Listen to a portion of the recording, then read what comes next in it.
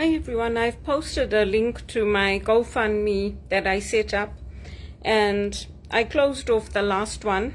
I had raised about $750 on that last link, but this is a new one because I haven't had any work or compensation for over 18 months, and I don't qualify for any social assistance. They had extended the EI, but that came too late for me because I was beyond the period where they could renew it for me.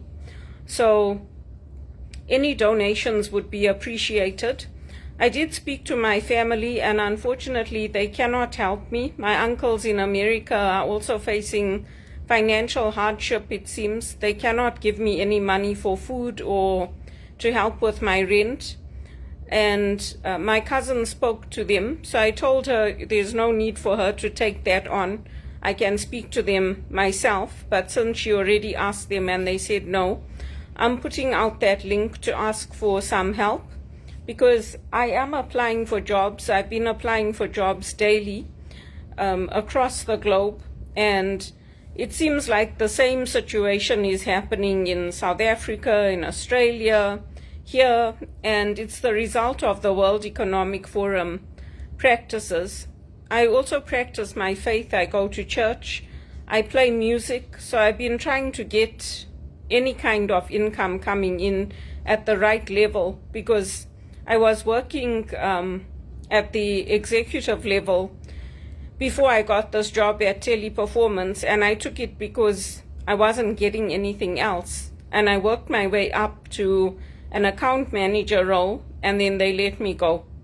So, the compensation wasn't great to begin with. It was minimum wage, and I don't want to go back into minimum wage because obviously I want to be earning at the right level to start paying back the people that lent me money. And I also took out a loan a few months ago to pay my rent. So it's not like I'm not trying everything I can to do things on my own. At the time when I took out that loan, I was working because you have to show proof of employment. They won't lend to you if you're not working. So I can't explore that option anymore. And I have been trying in retail. I've been trying in different sectors, but it seems like every sector is the same. So if anybody knows anyone that's hiring, that's looking for someone permanent, and that's paying a good wage, then, let me know. Because I've had no benefits in this country. I had 4 years at TD, and then after that, I had contract work, so I didn't have any benefits. And I do need to get my glasses replaced because they scratched my eyeglasses. And I need to get an annual checkup done for my eyes. The teeth are fine, but, I haven't had a teeth cleaning for a while, so it would be nice if I could do that as well. And I'm just putting that appeal out there because everyone goes through difficult times. Everyone goes through circumstances where they need a little help, and I'm in a position where I need that. So unfortunately, my family cannot help me. There are young children in the family. My brother's got children as well in England. So that's why I wanted to go there, because I could help them sometimes, meet up with them. And that's why I'm applying for jobs there, not only because I like London. But, it's just one of those things. And I'm okay for now. I've got food, I've got electricity, I've got the basics, but I don't know how I'm going to cover my rent this month because I don't get any regular employment benefits coming in. And looking for a place to rent, people are renting out basements with a tent in them for you to sleep in for $800, $900. So it doesn't make sense when I've got everything set up here and I've got my own place and my own privacy to go and rent, and I wouldn't be able to get it anyway because I don't have an income coming in. And I do want an executive role. I want a management role. That's what I'm applying for, an executive assistant role. I'm open to learning, and I'm a good learner, I'm a good worker, but that's what I would like to do. And I know that people have said, oh, what about maid? But I'm not open to considering medical assistance in dying. I'm not that old, and with the help of my doctor, I've got my hypertension under control and anxiety as well, and I'm productive. I post all my photos and what I do every day to show people what I'm doing, how clean my place is, how I can do hair, makeup. I'm a good communicator, I'm a good speaker, and if I was old and I couldn't do anything for myself and there was no hope of me getting better, then yeah, I would consider maid. Because anyone can consider it here. Like if you really feel that there's no purpose to your life, you don't want to live, and you don't foresee things getting better, those options are available through your doctor. I'm not a family doctor, but I know there's no safeguards in place. So for me, I'm not considering that route. And, I've managed to, even if I can't lose the weight, I'm active and I'm keeping fit. So as long as I can stay independent and live in my own place, that's what I want. And I'm willing to relocate far away from the family. It's not like I see them anyway. My mother has invited me many times since my case closed, and I've gone at their invitation, and I've had them over at my invitation, or they call me and they ask me, her and her husband, if they can come. So when it's convenient for me, then yes, I have them over and I entertain. I've also had my brother and his children over when they came to visit from England. So it's not like I'm decrepit and I can't do anything and I don't have any creative skills and I don't have anything that I can offer society. And to be honest with you, I don't even like taking that money from my relatives. They've been very generous. My cousin Ricardo and Bernie lived with them in Prospect, Cyril's children, Cyril Nagiro's children, and they helped them to get their education, they schooled them, they helped them with their phones, with everything. And my cousin Carol Nagiro and her family, they also had a lot of support from them and from my godmother. And unfortunately, they could not take me. They couldn't assist me with going to America. I did ask them, and my godfather, like with everything else, he said, I don't think it's good for you. He said that about me going to university. He said that about me working on the camp.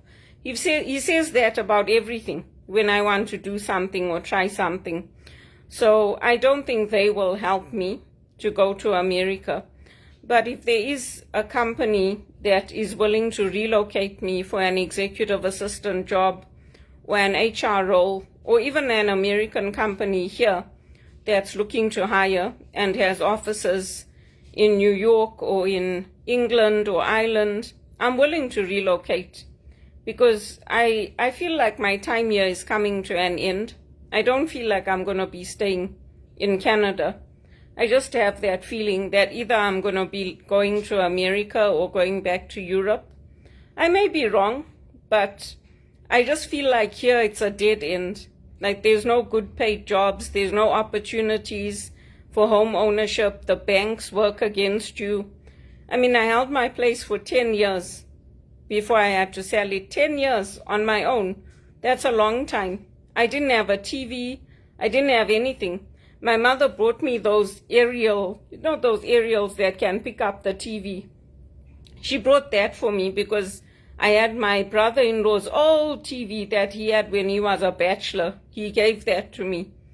And I said to her, I don't want that. Why don't you buy me a TV if you, I don't want these bunny ears.